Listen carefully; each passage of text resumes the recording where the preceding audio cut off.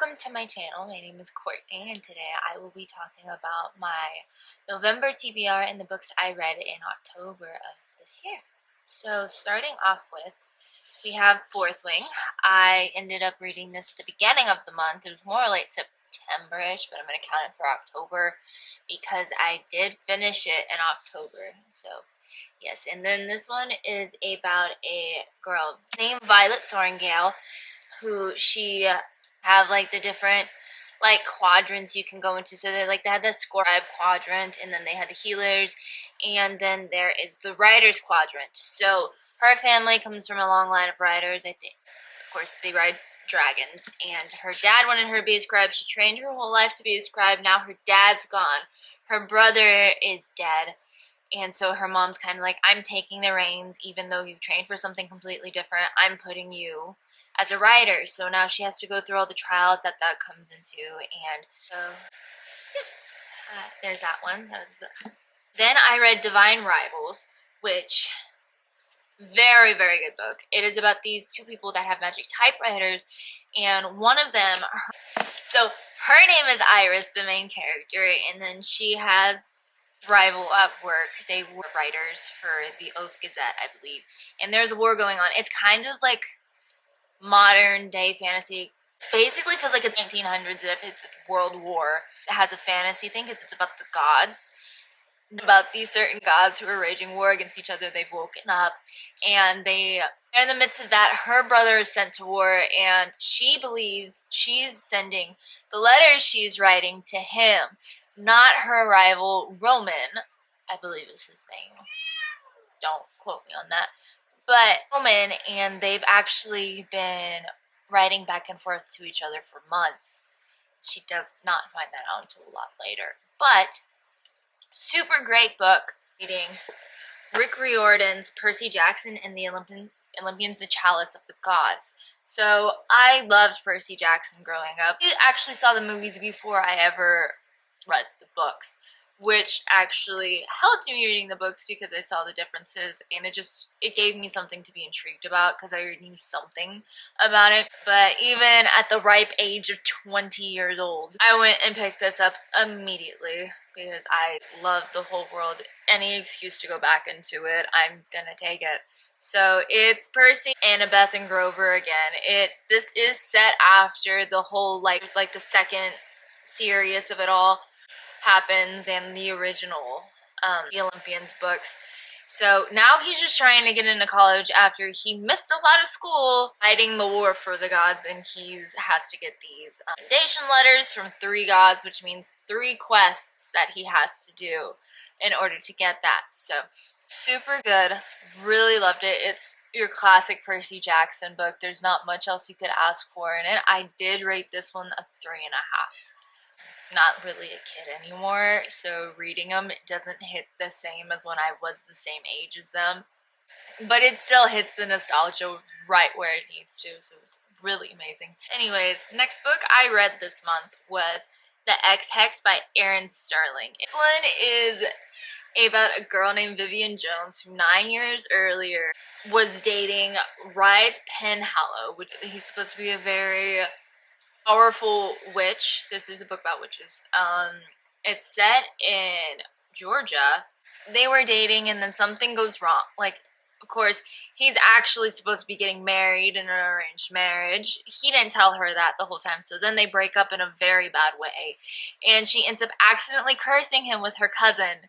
And 9 years later, he comes back to town, and everything starts to go haywire. There's skulls everywhere trying to bite people. They come to life.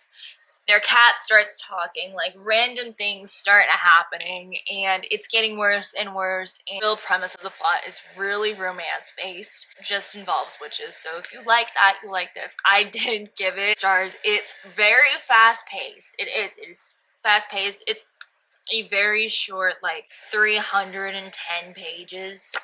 It's not that long.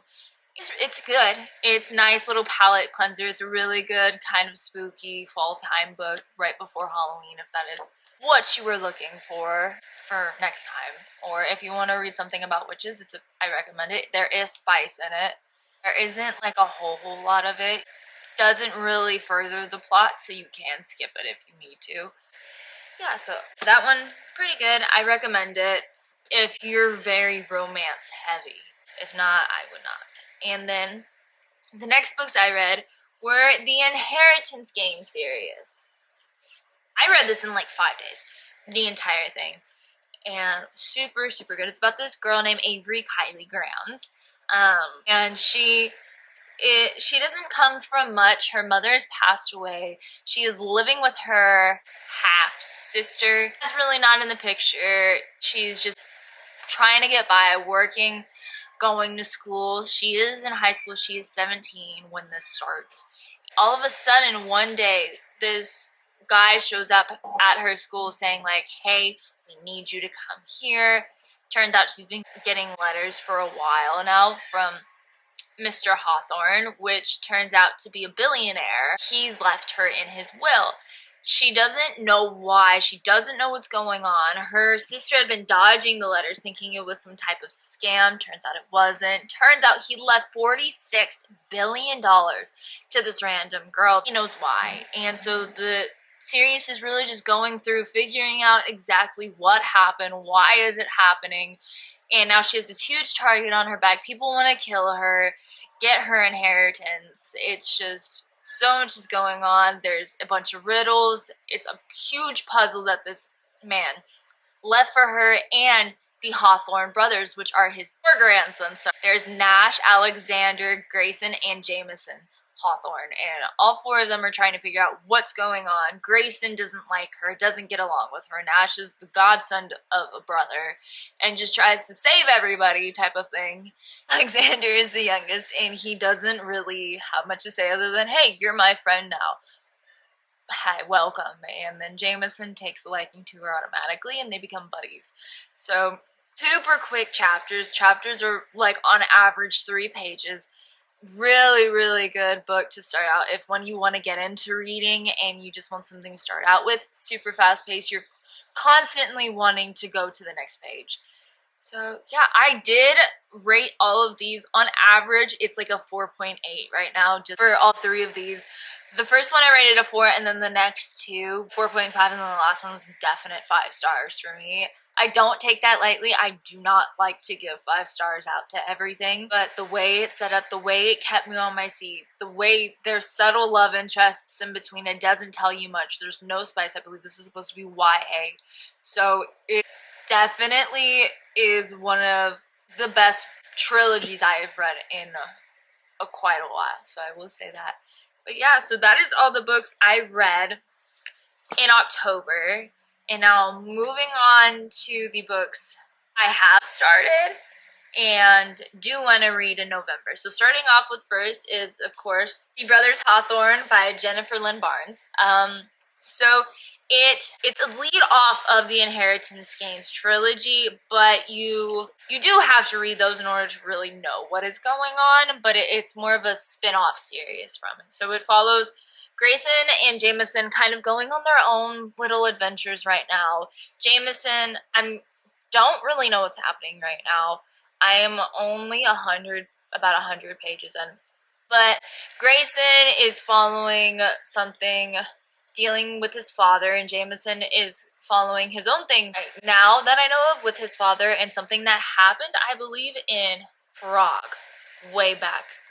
I think it was months before this is set in, and so they all both have their own things they're trying to figure out, their own riddles, not having to do with their grandfather as far as I am concerned right now that I know of.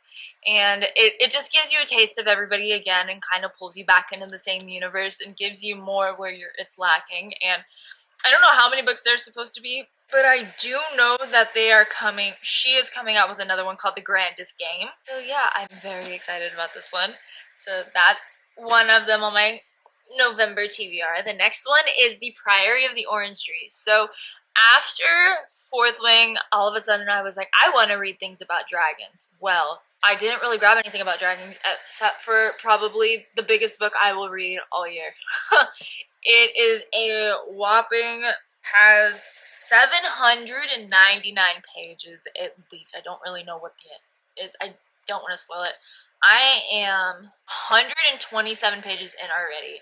So it's very much a political fantasy right now. It has a lot of the world building, trying to figure out what's going on.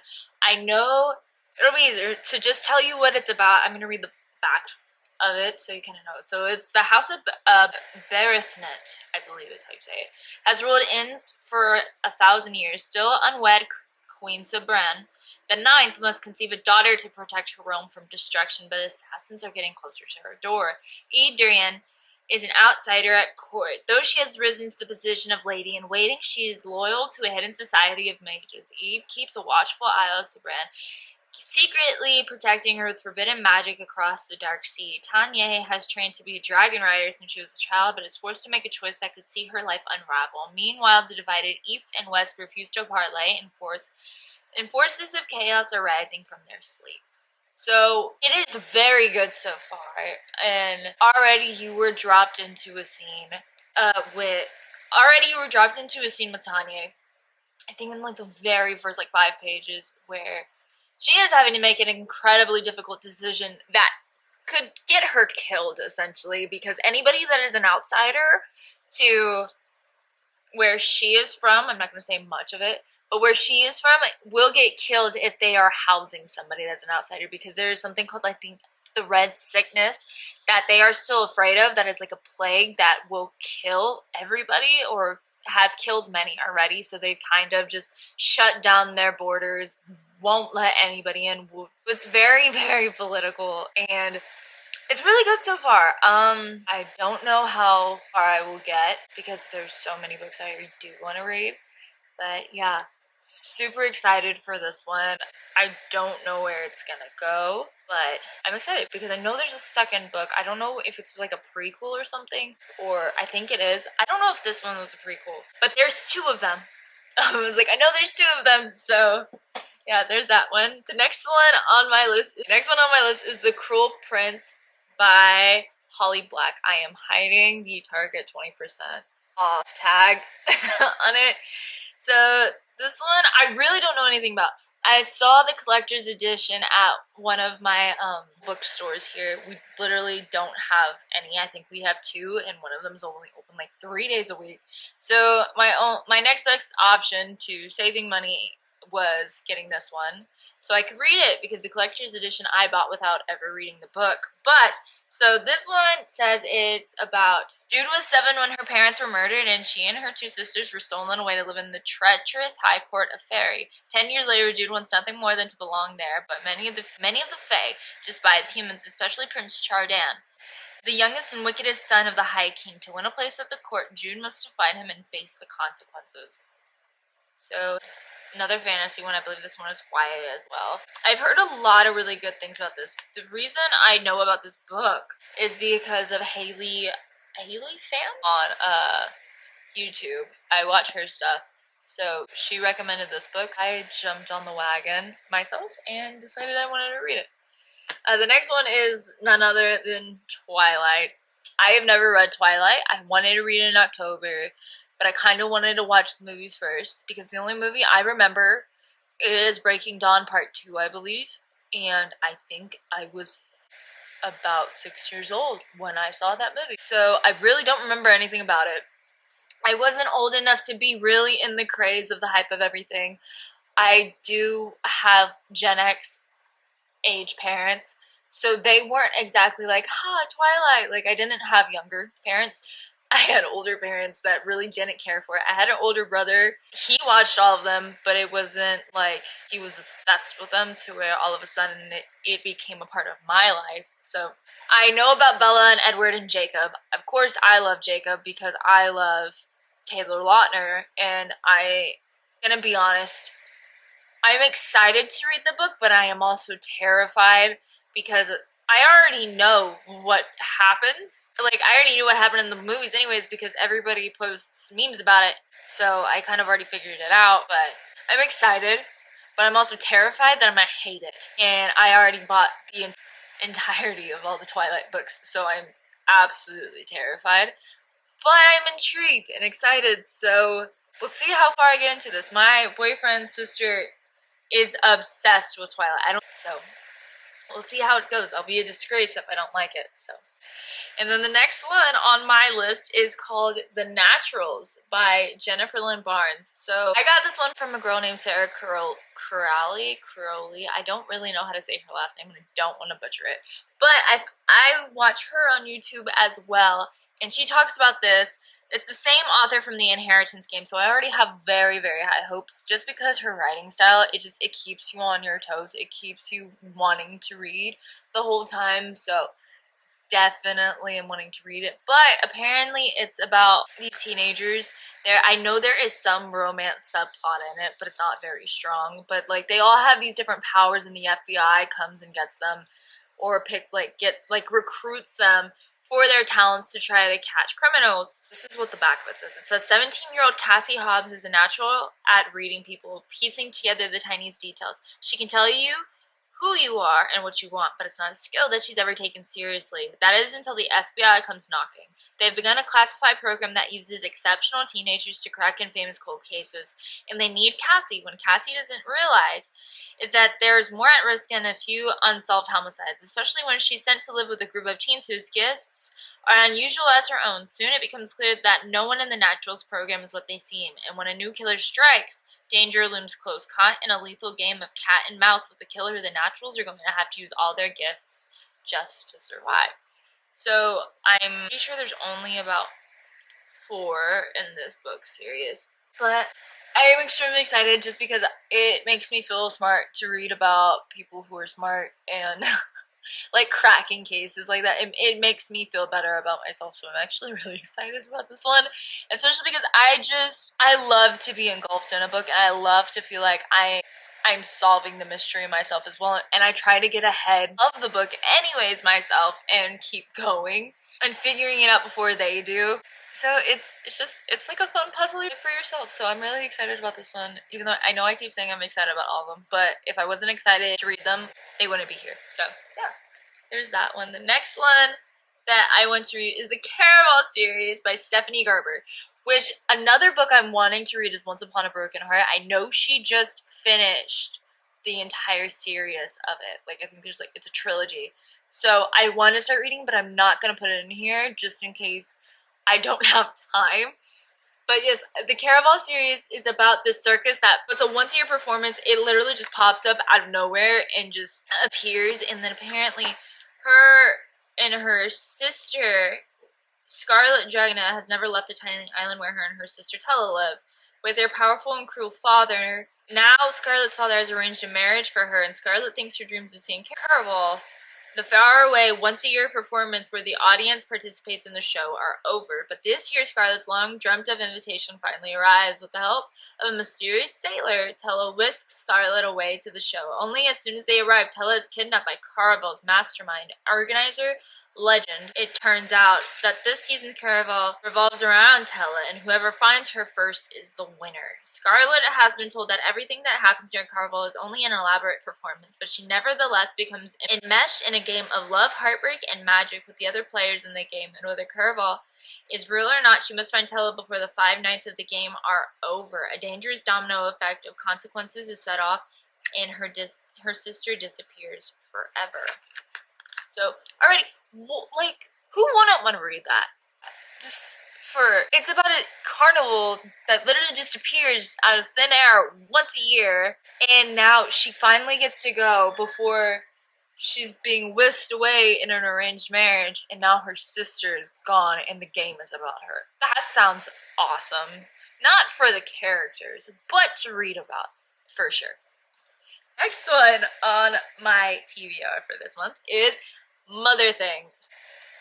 I've been wanting to read this one for a year, but it is following this young woman named Abby, who she is married, and of course it's about her mother-in-law. Her mother-in-law actually has been living with them. She's never had a good relationship with her. It's kind of like a monster-in-law situation. Like, she just refuses to be okay with it. Like, this is her son, like, you're taking away my son type of thing. And she ends up dead because she killed herself in the basement of the home that she was sharing with her daughter-in-law and her son. So I do know that she kind of comes back to haunt them, and now her son is just sad and deeply depressed, and the daughter-in-law was kind of like relieved, of course. Like, she's been dealing with her for a while, and she's been nothing but horrible to her.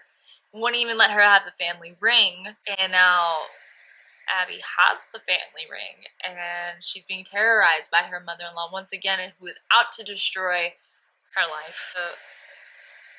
Come on, that's pretty good. I wanted to read it in October for like a spooky Halloween themed book, but of course I never got around to it because I got intrigued by new shiny things, meaning new books that came out. So yes, but that is everything for this video. Thank you so much for watching. I will be trying to get out a video probably every once-ish a week.